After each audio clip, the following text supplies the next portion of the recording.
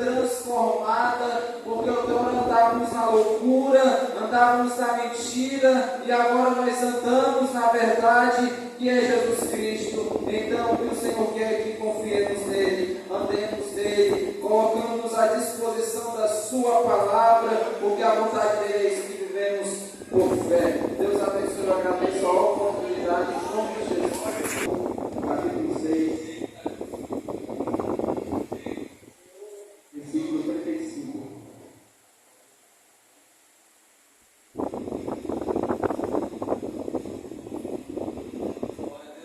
Amém?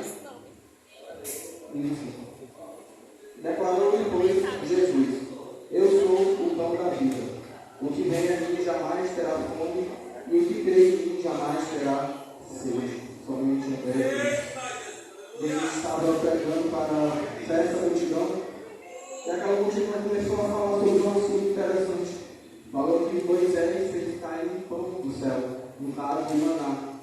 E Jesus, ele falando, mas aquele maná, depois que os judeus comiam, eles voltavam a ter fome. E Jesus falava: Eu sou o pão da vida, aquele que comer de mim não jamais terá fome. E você pensando, eu pensando comigo mesmo, falando, mas se Jesus ele é o Rei dos Reis, o Senhor dos Senhores, perante toda a sua majestade e santidade, porque Jesus falava que ele era um pão, uma comida simples, uma comida fácil de fazer, requer poucos ingredientes. Ele diz: é uma comida barata, mas não está muito hoje, mas é uma comida simples. E Jesus falava que eu sou o pão da vida. Mas Jesus ele não se importa muito com a aparência. Aquele pão ele pode ser até uma comida simples, mas o respeito à mudança que ele vai causar na sua vida, isso sim é algo extraordinário. Jesus ele gosta de humildade. Jesus ele nasceu de uma família simples, ele tinha uma profissão simples, ele veio de uma cidade simples, mas o efeito, a mudança que ele causou na humanidade é falado até hoje. E enquanto Jesus fala que é apenas um pão da vida, hoje em dia o inimigo, quando ele vai nos oferecer os pratos, ele enfeita aquele prato, ele coloca o prato na melhor bandeja para nos oferecer, porque ele quer chamar a nossa atenção. Ele quer que a gente olhe para aquele prato e veja: opa, aquilo dali é bom. Porque entre um prato enfeitado e entre apenas um pão, muitas pessoas escolhem aquele prato. Vamos lembrar de Daniel. Daniel foi oferecendo para ele os melhores comidas da Babilônia. Mas Daniel escolheu comer apenas legumes e água. E ao final de 10 dias, Daniel ele era um jovem mais saudável daquele lugar. Então, mesmo a comida sendo simples, a mudança que ela vai causar na sua vida, isso sim é extraordinário. E qual é a mudança que Jesus pode causar na sua vida? Aqui no versículo 51 ele diz: Eu sou o pão vivo que desceu do céu. Se alguém dele comer, viverá eternamente. Então, a vida eterna não está aí. A vida eterna ela não está nas comidas enfeitadas. Ela está no pão da vida, que é Jesus Cristo. E aqui eu agradeço a oportunidade. Amém.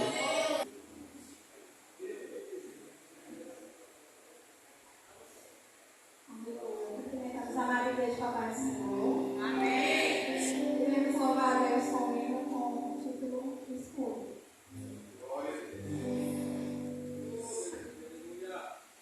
Por toda a minha vida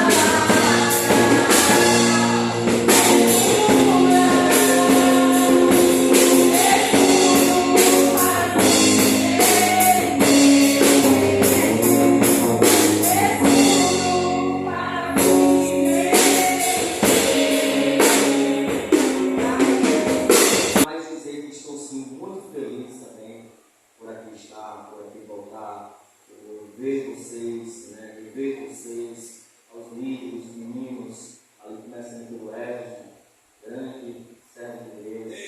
Foi muito bom de ver o Ronaldo, né, nosso coordenador aqui da região, Oséias, nossos irmãos aqui que cooperam. É muito bom estarmos aqui, toda essa juventude, né? Tanto senhores, senhoras, jovens também, jovens ali da Mundua, não é isso?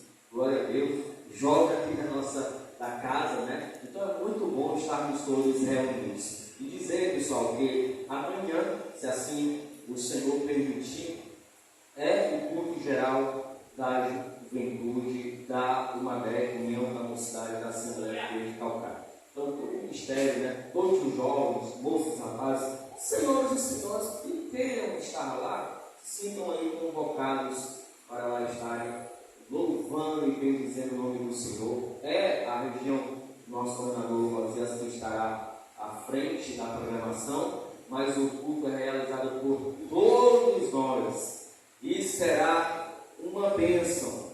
Quem estará ministrando é o pastor lá da AD Calcaia em Cascavel, pastor Roberto, ele que pastoreia lá em Cascavel, e ele vai estar, se assim o Senhor permitir, ministrando amanhã. Então Deus tem uma palavra para o nosso coração na noite de amanhã, tá bom? Também dizer que quem aqui gosta de sorvete? Só quem gosta de sorvete. Aí imagina um sorvete, né? Uma noite de sorvete, né? Uma noite mais informal, né? Você pode levar seus amigos para se deliciar com sorvete. E não é só um sorvete, são 3 rodadas de sorvete. São 3 rodadas de sorvete. Você come aqui a sua rodada de sorvete, que são 3 bolas. São 3 bolas. É isso aí. Você come aqui a sua rodada de sorvete, ó, comeu, aí desce com a família que está lá, adora o Senhor. Aí depois vem outra rodada, aí você come de novo, você delicia e tal, aí conversa, aí brinca tudo. Aí vem a terceira rodada. Aí você come de novo. E nem enjoa, né? É sorvete quando come. Agora, adivinha aí, nem adivinha, né? Crente não adivinha. Mas tudo isso por apenas R$12. Não vim a esse mundo pra adorar ou comer.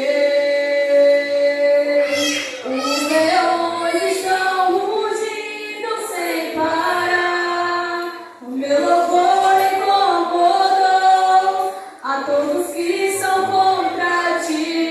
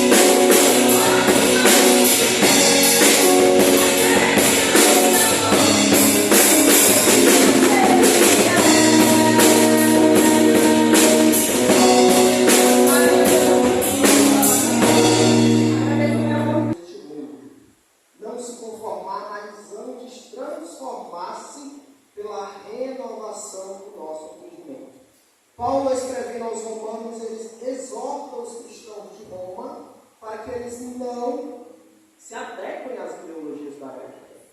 E essa é a explicação da primeira parte do texto, e não nos conformeis com este mundo.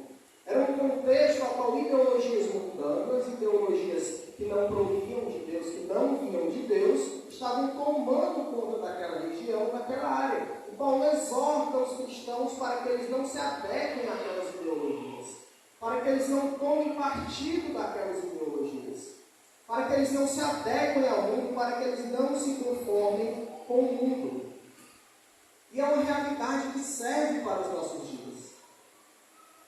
Você olha para o mundo, para o contexto social, político e cultural do mundo, e você vê um mundo doentio, um mundo doente, um mundo que exala ideologias mundanas, ideologias que, se nós cristãos, nós jovens, nós igreja do Senhor, não tivermos o devido e necessário cuidado, acabaremos caindo. Paulo exorta os crentes de Roma naquela época, porque eles poderiam perder a convicção em Cristo Jesus. A Bíblia nos manda olhar somente para Cristo Jesus, e ele exorta: não vos conformeis com este mundo, não se conformar, não entre no padrão do mundo, porque entrando eles corriam sério risco de perder a convicção em Cristo Jesus, de perder a sua visão em Cristo Jesus, de perder o seu foco na palavra de Deus. E era uma palavra forte, era uma exortação forte de Paulo aos cristãos de Roma.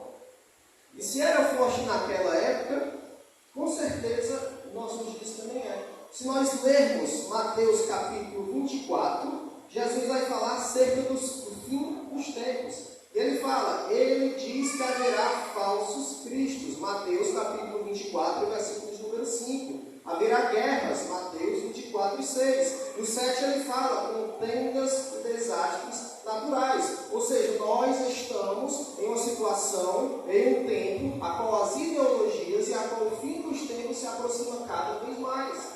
Então é momento, querida igreja, queridos jovens em questão, de apegarmos mais ainda com o Senhor, de não nos conformarmos com este mundo. A exortação de Paulo aos cristãos de Roma serve tanto para aquele período como serve para o período atual e ainda mais para o atual, porque estamos no fim dos tempos, estamos vivendo os últimos dias.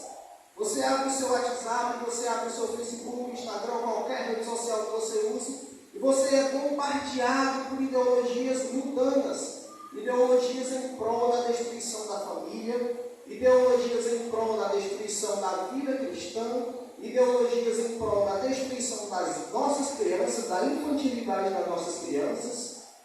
Então são ideologias mundanas que têm tomado conta do mundo atual. Nós precisamos ter cuidado, nós precisamos ter essa sensibilidade de identificá-las, e identificando-as conseguimos nos apartar delas, conseguimos nos afastar delas. A Bíblia manda nós guardarmos o nosso coração. Provérbios 4 e 23, sobre tudo que se deve guardar, guarda o teu coração, porque dele procedem as fontes da vida. Veja, guardar o coração não significa trancafiá-lo, não significa escondê-lo. Não, vou guardar o meu coração, vou esconder ele, não vou falar com ninguém, não vou ver nada, não.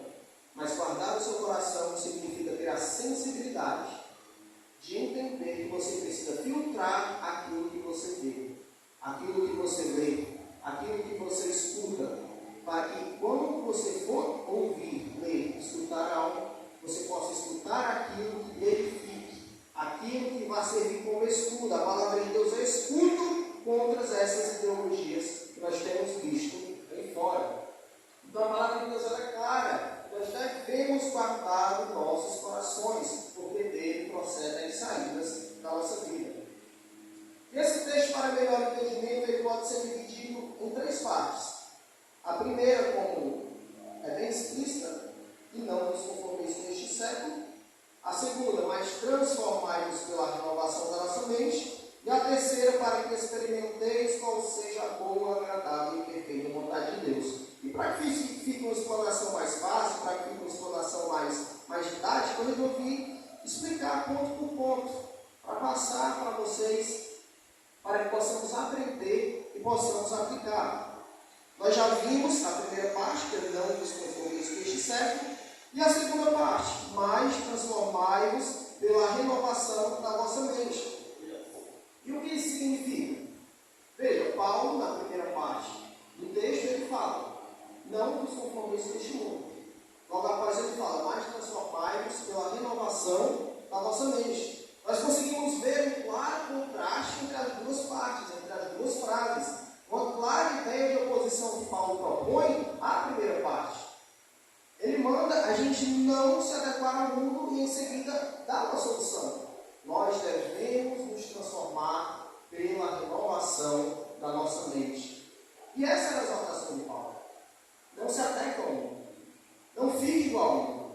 Não se apatronize com o mundo, mas antes transforme a sua vida constantemente. Renove a sua mente em Cristo Jesus constantemente. Transforme o seu coração conforme de Cristo Jesus constantemente. Então nós conseguimos ver que são ideias opostas. Ele apresenta um problema e logo em seguida ele dá uma solução. Transformar a sua vida, a sua mente, dia após dia, em Cristo Jesus.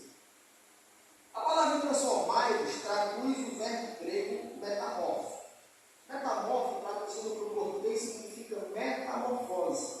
Metamorfose é aquilo que a lagarta sofre quando vai passar para a borboleta. A lagarta ela passa por um processo de metamorfose. É o mesmo verbo usado na transfiguração de Jesus nos livros de Marcos e no livro de Mateus, quando ele vai transfigurar o seu corpo. Ou seja, é uma transformação que nós devemos sofrer de dentro para fora. É uma transformação interna até que ela venha ser externa. É uma transformação que nós devemos sofrer dia após dia. Então a palavra transformar significa essa metamorfose, essa diferença que nós devemos ter que ter da natureza velha para a nova natureza. É uma transformação constante, é uma transformação diária. E em cima desse texto ele traz 3 características essenciais. São 3 pontos que estão implícitos nesse texto. Se nós formos observar, nós conseguiremos ver como transformar a nossa mente, a nossa vida, através do nosso entendimento. Aí, irmão, você falou que nós não devemos nos apadronizar ao mundo. Você falou que não devemos ir pelas ideologias do mundo. Você falou que não devemos seguir qualquer coisa, ler qualquer coisa, mas nós devemos guardar o nosso coração, filtrar o que devemos ler, fazer, olhar, e que nós devemos transformar a nossa vida. Mas como fazer isso? Como sofrer esse processo metamorfósico, esse processo de metamorfose? E a Bíblia nos responde, mesmo de forma implícita no texto, ela nos responde. Veja, Paulo aqui, nessa primeira parte desse texto, ele vai falar o seguinte: não vos conformeis com este século, mas transformai-vos pela renovação da vossa mente. Ele usa o que a gente chama no português uma voz passiva. Uma voz passiva não é aquele que vai executar a ação, mas é aquele que vai sofrer a ação. Então nós entendemos que nós precisamos de Deus para ter uma vida transformada. Nós precisamos da ação divina do Santo Espírito para termos uma vida transformada. Nós precisamos de Jesus Cristo nos perdoando dos nossos pecados para que possamos ter uma vida transformada. Nós precisamos da palavra de Deus falando conosco através de sua palavra para que tenhamos uma vida transformada. Então nós não podemos só colocar esta responsabilidade sobre nós também, nós veremos isso. Mas nós primeiro precisamos entender que nós precisamos da ação divina, sozinhos não conseguiremos. Por nossas forças, por nossa carne, por nosso braço, não conseguiremos. Precisamos da palavra de Deus, da atuação divina em nossas vidas. Isso está conforme a verdade bíblica de 2 Coríntios, capítulo 3, verso 18. Olha o que a Bíblia diz. Mas todos nós, com cara descoberta, refletindo como o espelho a glória do Senhor, somos transformados de glória em glória, na mesma imagem como pelo Espírito do Senhor. Então nós precisamos do Senhor para nossas vidas. Nós precisamos da atuação divina. para que venhamos sofrer essa metamorfose. Precisamos do Senhor conosco, de Jesus ao nosso lado, do Santo Espírito, em sua ação poderosa e divina sobre as nossas vidas. E uma segunda característica do texto é que os verbos principais, não vos conformeis e transformai-vos, estão no tempo presente, estão agora. Isso vai denotar, vai expressar uma ideia de que nós temos que nos transformar e não devemos entrar nos padrões deste mundo de forma contínua. É diariamente. É de uma maneira progressiva. É de uma maneira linear. É de uma maneira constante. É de uma maneira disciplinada. Veja, não vos conformeis, mas transformai-vos. O tempo está aqui explícito. É no presente. É de forma contínua. É agora, é amanhã, é depois de amanhã. É sempre manter uma progressão, é sempre manter uma constância, uma disciplina na busca incessante pelo Senhor. E através dessa segunda característica, nós conseguimos perceber como se transformar dia após dia com o Senhor. De que maneira? Uma busca progressiva, constante, disciplinada a Deus. No Salmo 63, de número 1, Salmo de número 63, versículo de número 1, Salmo de Davi, quando se achava no deserto de Judá. E assim a Bíblia nos diz: ó Deus, vós sois o meu Deus, com ardor vos procuro. Minha alma está sedenta de vós, e minha carne por vós anela, como a terra árida e sequiosa, sem água. Veja, eu quero destacar esse último ponto, como a terra árida e sequiosa, sem água. Uma terra árida, uma terra seca, uma terra que não tem água, nela não tem frutos. Uma terra seca não tem como nela ser plantado nada e nela ser colhido nada. Ela não tem nenhuma forma de vida, dela não brota nada. Então a terra seca, ela precisa da água constantemente. Ela precisa ser alimentada constantemente pela água, pela chuva. Ela precisa ser alimentada para que dela tenha vida, para que nela tenha frutos. E o salmista ele faz essa analogia, ele faz essa comparação. Senhor, assim como a terra árida, seca, precisa da água dia após dia, a minha alma nela por ti. E nós precisamos do Senhor dia após dia. Essa é uma das maneiras que a Bíblia nos deixa, que a Bíblia nos mostra, de como transformar a nossa vida dia após dia. É uma busca constante, é uma busca consciente, é uma busca progressiva, linear ao Senhor. É se humilhar ao Senhor e dizer: Pai, eu preciso de Ti. Eu preciso de Ti na minha vida. Eu preciso de Ti na minha casa. Eu preciso de Ti modificando, purificando o meu coração dia após dia. Como a terra seca precisa da água, eu preciso de Ti, Senhor. Então aqui é uma das chaves da vida cristã. Para que você venha dar frutos. Para que você venha ter uma vida espiritual frutífera. Uma vida a qual manifesta a glória de Deus. Você precisa da presença do Senhor na sua vida. Da busca constante. Não apenas aqui entre quatro paredes, mas é sair daqui e proclamar o Evangelho do mundo afora. Seja através da palavra, seja através do testemunho que você dá através da sua vida. Mas nós precisamos dessa busca constante para que então venhamos a transformar a nossa vida dia após dia. E essa é uma das maneiras que nós temos, que a Bíblia nos mostra, de como transformar a nossa vida dia após dia. E que água é essa que precisamos? A terra precisa da água e da chuva. A terra precisa da água que o pessoal vai lá, a rua. Essa é a água que a terra precisa. Mas vamos ver qual é a água que precisamos. João 7,38. Quem crer em mim, como diz a Escritura, do seu interior fluirão rios de água viva. Aí no mesmo livro, capítulo 4, versos 13 e 14, Jesus respondeu: quem beber desta água terá sede outra vez. Mas quem beber da água que eu lhe der, nunca mais terá sede.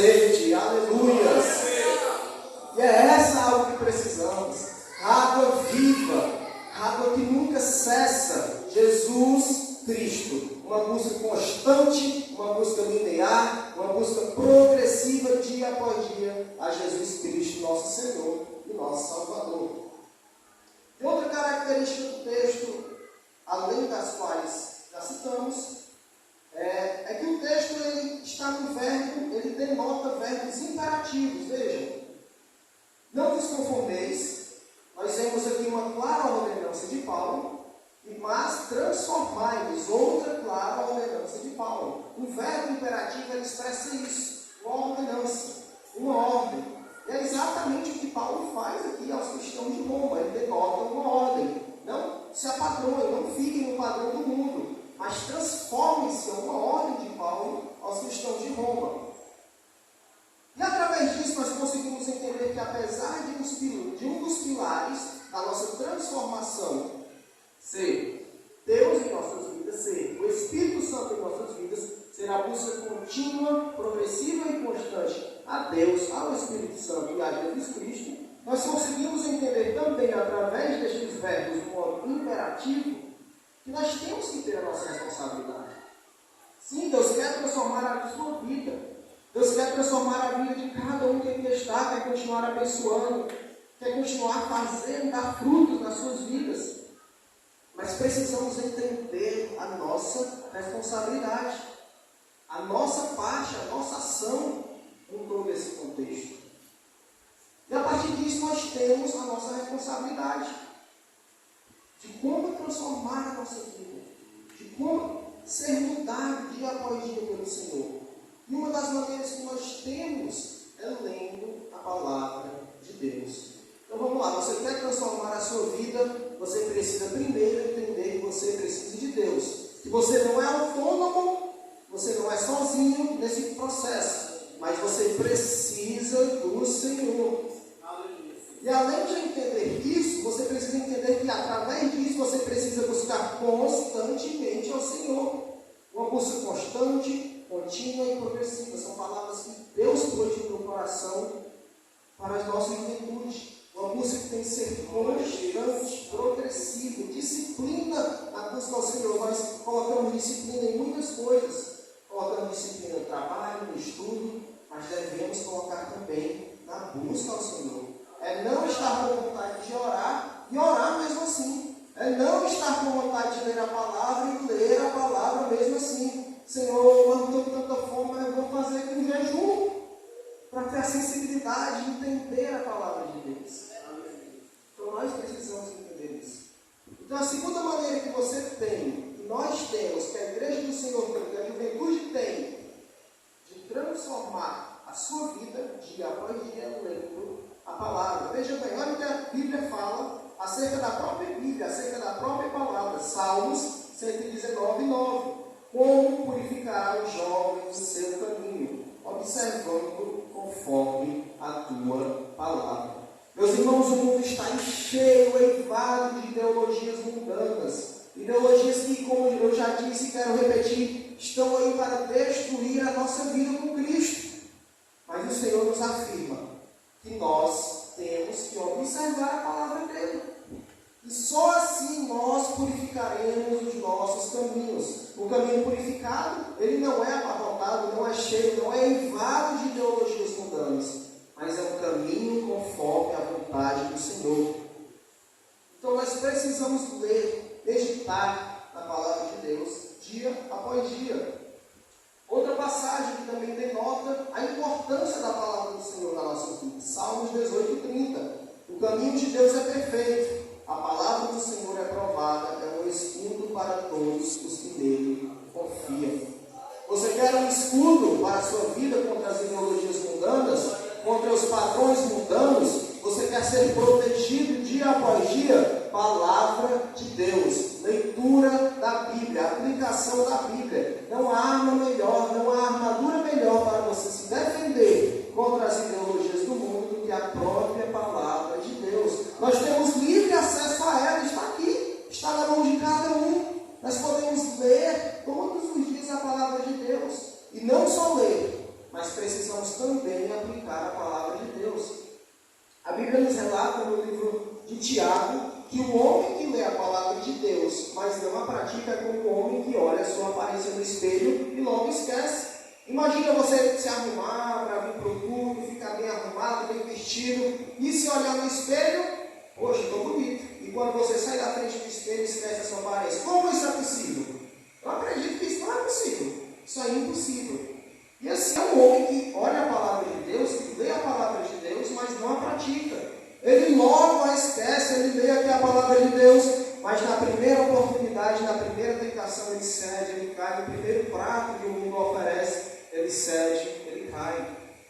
Então nós devemos ler, praticar a palavra do Senhor. Não apenas ler, mas também praticar a palavra do Senhor.